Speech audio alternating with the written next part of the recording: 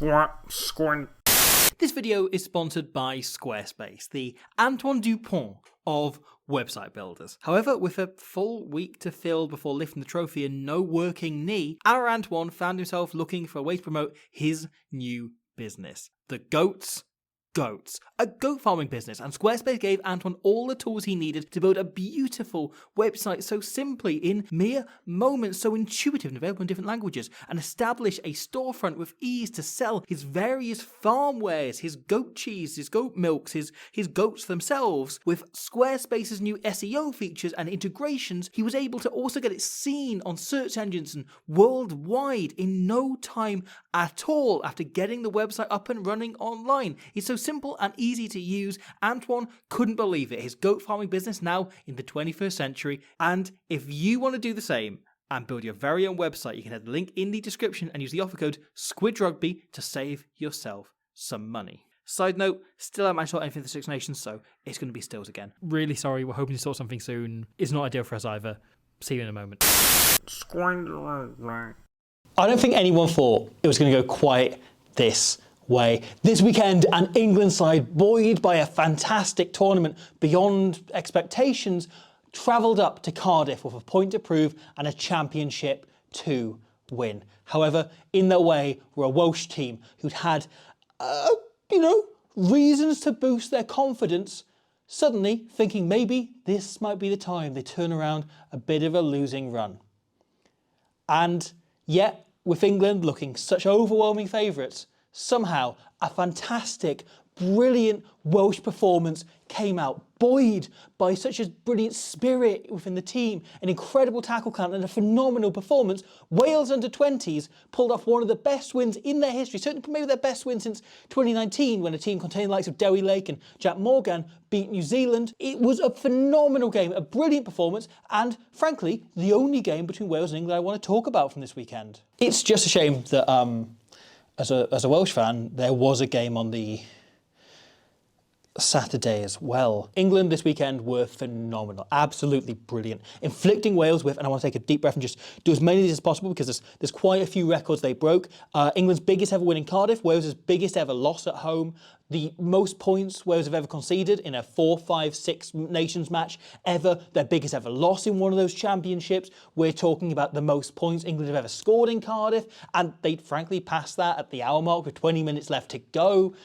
What else? The second most points Wales have ever conceded, and perhaps most insane of all, the 68 points that England posted this weekend represents 9% of the total points they've scored in their 69 games against Wales in Wales, or 3% of all the points they've ever scored against Wales in 140 odd games. This was a phenomenal performance by England, a complete all-court display that blew over 80 minutes a Welsh team with reasonable fight and spirit away. This was England putting in almost certainly their best display since that 2019 semi-final, and possibly even surpassing that, a performance that was very close to perfect, almost as close to a coach's ideal version of the game that they drill and drill and drill during the week as we're ever going to see. So it poses a few questions.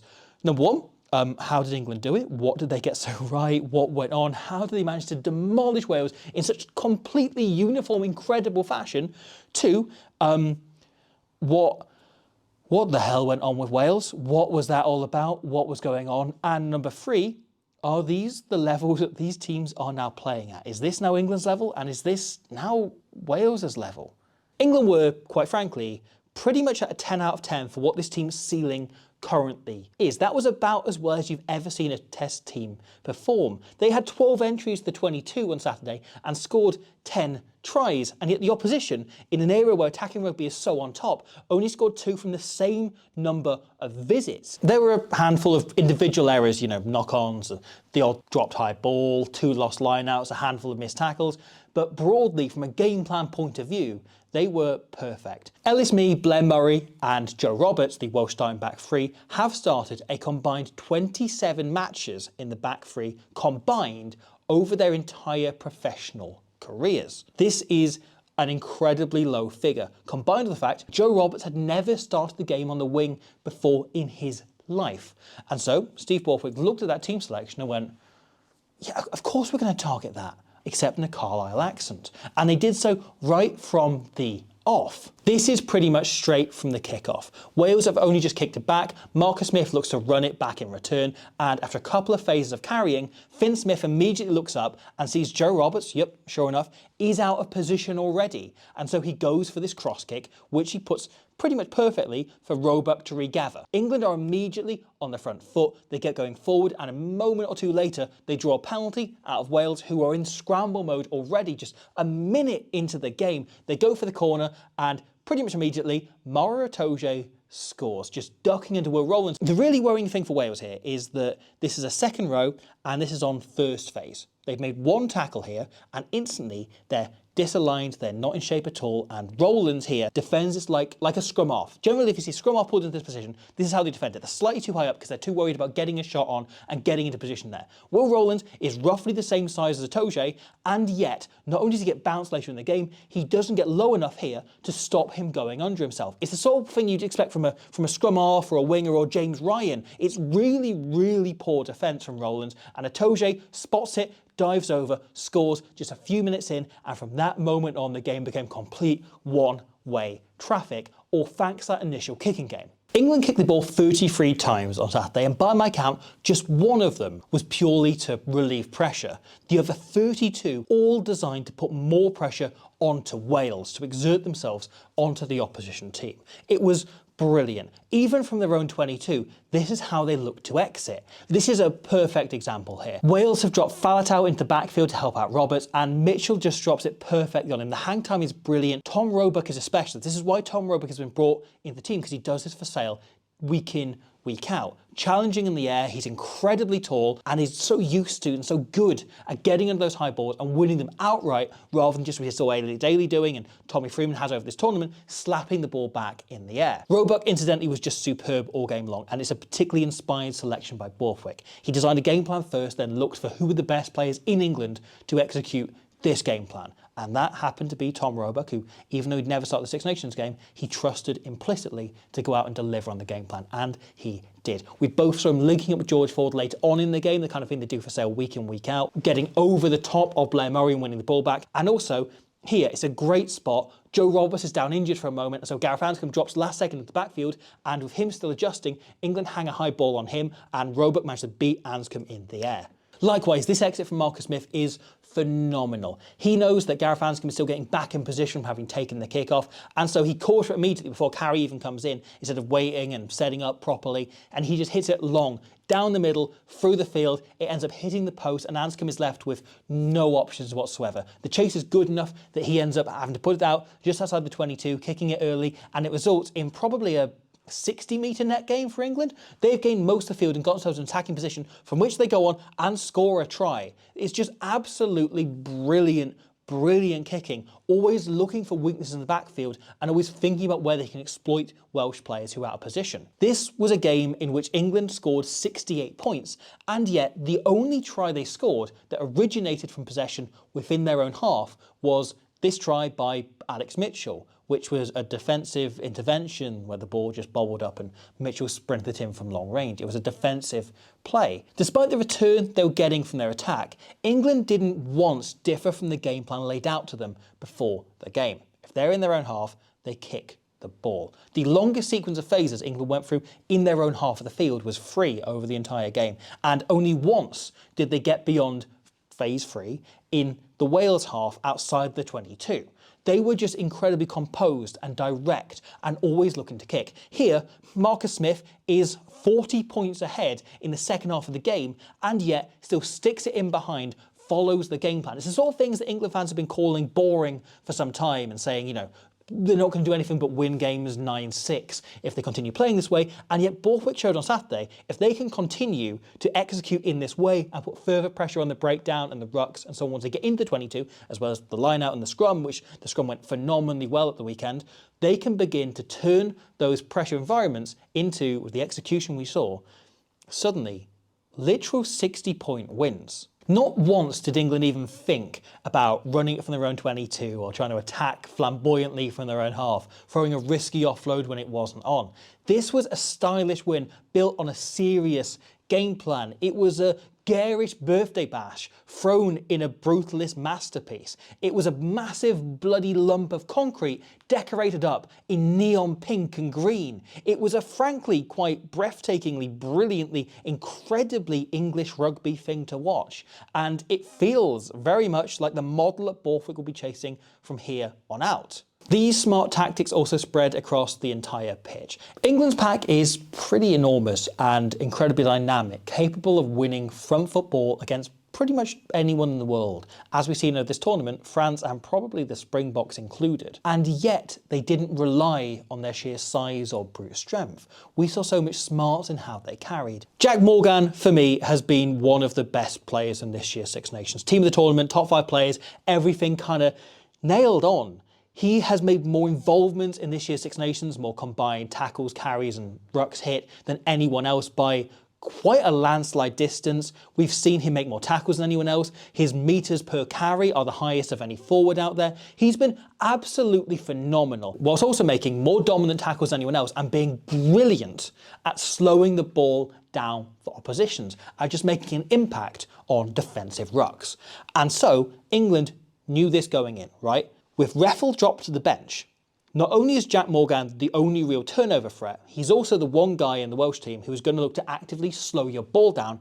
So if you can get the ball to ground quickly, which the Welsh defence is set up generally to hold you up and try and make sure you're not getting to ground quickly enough, so if they can just drop them to feet quickly enough, then suddenly there are no jackal threats on the field if they can take Jack Morgan out of the game. So this is a brilliant example, right? Dingwall throws a great pass and England get onto the outside. They make a little break down the wing. And with that momentum now behind them and quick ball going forward, they look up and scan. And Ben Earl quickly looks up and you can see him scan. And he makes eye contact with Jack Morgan because he knows this is the guy he needs to get on the floor. So he starts running at Morgan, then last second spins inside and runs at Nicky Smith instead, looking to get at a tackler, statistically, less likely to dominate him, knock him backwards, even catch him on the gain line, and he managed to get a pretty decent gain line ball, and yet Morgan gets involved in the tackle, still gets wrapped up, he's still involved, and therefore critically on the floor. He's completely out the game, and therefore there's no one in the Welsh team to slow them down this phase, or critically, the next one either. As Earl's doing this, the Smiths have gone, please let me get what I want, and organise the attack around them, and the shape here is fantastic. It's really lovely. Finn Smith starts on the inside. He's kind of a nothing runner here, so the Welsh defence aren't really too worried about him. If he's getting it, he's probably just shipping it on one. Not too much a worry. However, last second, he floats around. And Genge's commitment to this carry and timing are superb. Wainwright is just sat there thinking it's not going to Smith. There's no worries at all until it's already got to him. Smith gets a full almost 3 seconds on the ball, which is almost unheard of at international level. And he has more time if he wants it as well. The Welsh backs on to drift out and watch the other players out wider. However, still need to commit inwards to shoot in, not expecting the one option that does come, which is Finn Smith going for the cross kick. The ball catches Roberts out of position again, and England get up to within 5 of the line. Roberts offload, almost putting Curry over. Most teams from this position then probably set into a pick and go shape. However, England immediately go, nope, we're not interested, and the forwards don't even come in and honeypot on the ruck. They set up here, wider, and the backs set shape beyond that. Finn Smith has this all covered. He's already thought this through, and he's eyed at what the Welsh defence is looking for, and he's called this. And it's really smart, really bold, and really, really interesting from an English evolution point of view. Curry tips out the back to Dingwall, who throws a really lovely pass to take the Welsh forwards entirely out the game. And if you look at this, and it's harder to show when it stills, and I apologise once again for that, still no movement on the Six Nations thing as I record this video. Everybody here drifts outwards, other than Finn Smith, who stops still and straightens the line. And that allows Tommy Freeman, in turn, to hit the inside with Thomas Williams, suddenly, who was previously drifting, now left kind of in no man's land with the entire picture having changed around him and Ben Thomas already bitten in. It allows Freeman to hit a really good line and bump off 2 quite soft tackles, trying to adjust last second and score a superb yet another try. He scored quite a few of these in the Six Nations. He's quite good at scoring tries.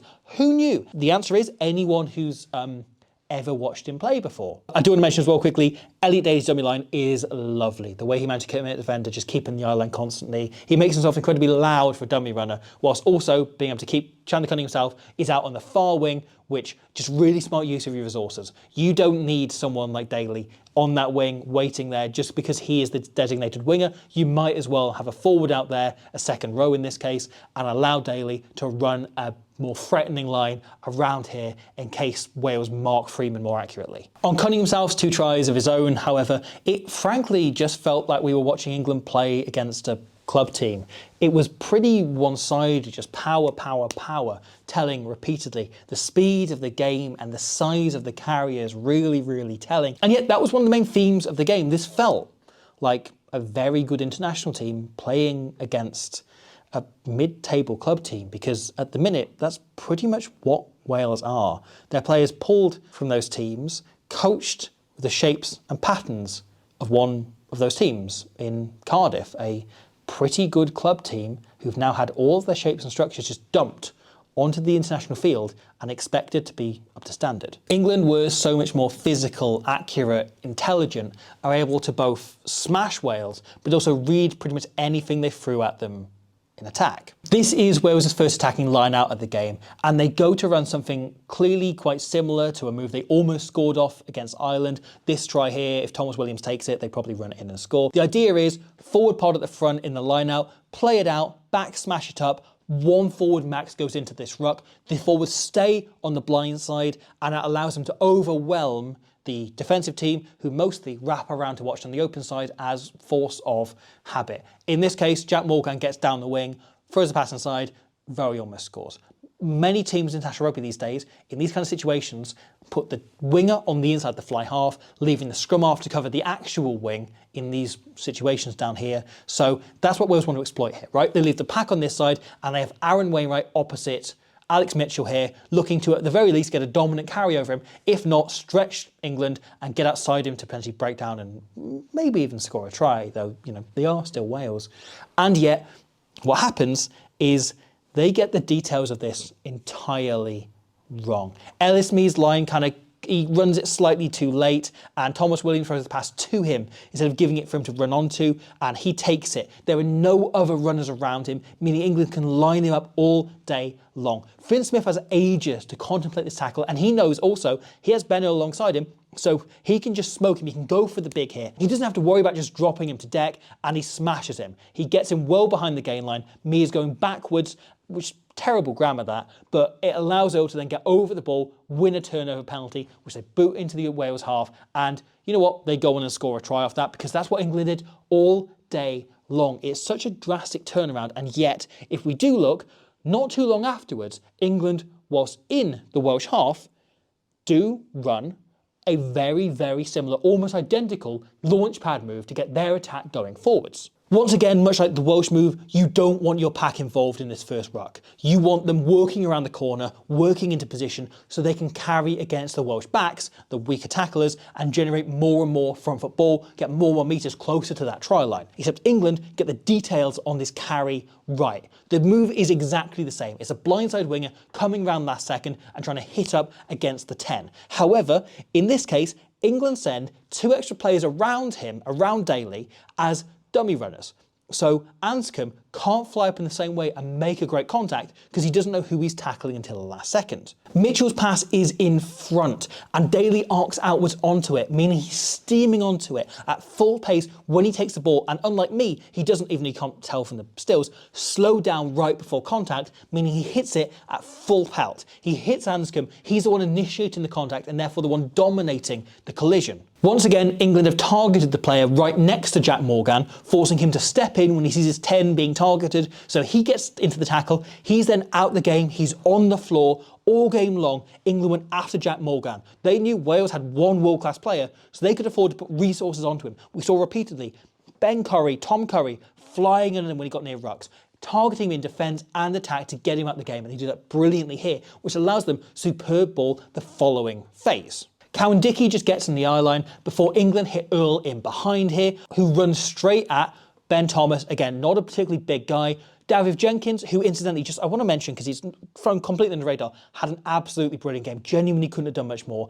no one's really paid attention to it, but he was superb. His work rate immensely high, and he managed to get around an assist in the tackle to prevent it being worse than it is already. However, they're still solidly over the gain line. Wales are just much slower to react, contracted in the defence then, pulled in by the England forwards getting so far over the gain line, wanting to number up in the tackle more. Etoje's line here holds Wales a little bit, and it allows Finn Smith to throw the ball over the top. We're so worried about that defence, about getting those tackles in. Blair Murray can just about make up the ground here to get to Roebuck in time, but he's not physically big enough, strong enough, a good enough tackler, any of this. He's still in his first 20 games of professional rugby. And Roebuck carries him over the line for his first Six Nations try. It was just this accuracy with England, an accuracy they also brought to their defence. Wales here begin 17 metres out from the line and yet end this set by conceding a penalty 40 metres out from the line.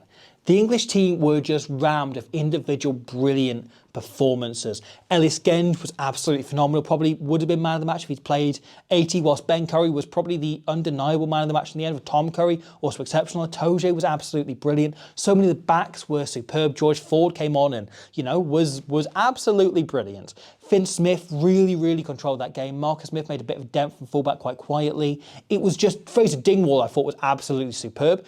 This is the difference with me being on camera here rather than reading directly off a script, is I'm just getting the freestyle and go like, Fraser Dingwall, Lions spotter, you hit it here first. Alex Mitchell also keeping the balance between when to run it up the tempo and to perhaps slow things down and pressure kick, just completely accurate. For Wales, however, the story is quite different. I think perhaps the worst thing you can say from a Welsh point of view for this game is that they weren't that bad. It's an incredibly alarming thing, but again, if England were at a 10 out of 10 relative to the game plan, this team's ceiling at the minute, Wales, they weren't at a 10, but they weren't below a 5, certainly. This wasn't an all-time catastrophic performance with players dropping off things and not executing the game plan they had arrived with. There were a lot of system errors and things with structures not being up to the standard in place, but this wasn't a catastrophe. Wales were just a weaker group of players playing a less sophisticated game plan that they're less familiar with in combinations that they're critically also less familiar with. And when England are playing as well as they did on Saturday, that's worth a 54-point margin. There are individual nitpicks you can pull out from the Welsh system where enough dummy runners aren't in place, or players aren't committed to the lines, or individual things aren't quite clicking. But there's, frankly, very little that you can actually pull out from this performance that will make any sort of difference or you can read much into going forward, because at the end of the day, this Welsh performance was not on the players or even the coaches in place at the minute, but on those much higher up and going back much further than just this Saturday just gone. This is ultimately a loss that will be felt by the players, but should lie at the doorstep of everyone that's been involved high up at the WOU over the last decade. Underprepared players trying to implement a system hurriedly put in place by a coach entirely unfamiliar with this level. This video was only supposed to cover one game, only supposed to look at how the England game was won and lost. And so I don't want to go into too much detail. I want to do this down the road on the entire levels on which the academy, the regional, the grassroots system in Wales has been dismantled and torn apart and not allowed for these players to perform the best they can on the day. And yet I don't think I've ever seen a game more decided by the factors at play off the field than this one. A lot has been said of the union issues over the last few years in Wales, yet I don't think any game has perhaps ever been as plagued by them, in which they felt as visible and as evident and as true and as shown in the result as this game, which may just happen to be a Welsh result that does generational damage. A test side should never be in the situation Wales were in at the weekend, where there were brand new combinations who'd never played together a week beforehand, where none of the back three had played a single game in their position at professional level a year before this test match. Aaron Wainwright, one of the very few players who probably would from this Welsh team get into the other matchday squad for the other Six Nations players, is about to go a full 12 months. He's 1 week away from going a full 12 months, having only won one game.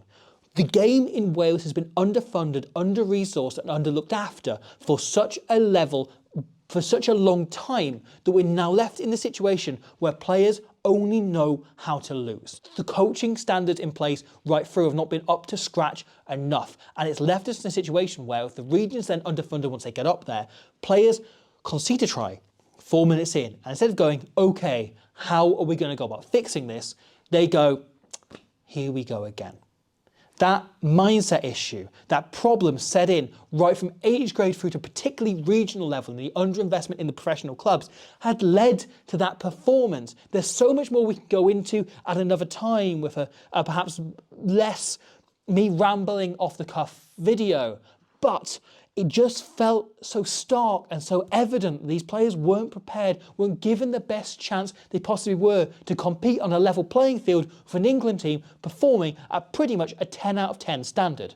This was one of the great English performances. I don't want to take anything away from that for a moment, and hence why the majority of the video is very much focused on them. However, I did start off the Wales under-20s as a bit of a joke, but at the end of the day, that's the most important factor from this weekend from a Welsh point of view. For any other nation, seeing an under-20s team put in the kind of performance Wales did, the kind of passion and desire and talent we saw in that game, will be cause for celebration, to start thinking that your national team will be sorted for a few years to come. You've got enough players coming through the pathway to take up these positions and strengthen things going forward. The current situation in Wales is one of a generation of unbelievably talented players being let down so severely by the WRU that they have to be the face of the second biggest loss in Welsh rugby history to their most bitter rivals. I start off the under-20s not as a joke or even a point of hope, but rather as a warning. We've already had one generation let down so thoroughly, not by what they do on the grass, but by what happened in the boardroom. We can't allow those higher up in the WRU to let that happen to this next group of Welsh players. Thank you for watching that. I hope you enjoyed it. We are now finally in contact properly with the Six Nations, so hopefully we get some resolution in the coming weeks. So fingers crossed on that front. In the meantime, we're going to look at the other games on the Squidge 2, more Squidge Rugby channel. We're going to have a look at that, where we do discussions on the games, because it's just more difficult to try and cover them like this. We're going to move on to a few different kind of deep dives on other topics around the Six Nations, as well as the Women's Six Nations. We've got 4 previews coming out in the next few days on those over on the second channel. And yeah, we'll have more. We've had to pivot quite a lot over the last few weeks because of this change in how things are, our relationship with the Six Nations. But yeah, we've got more coming, and we'll see you very soon for, I believe, more rugby.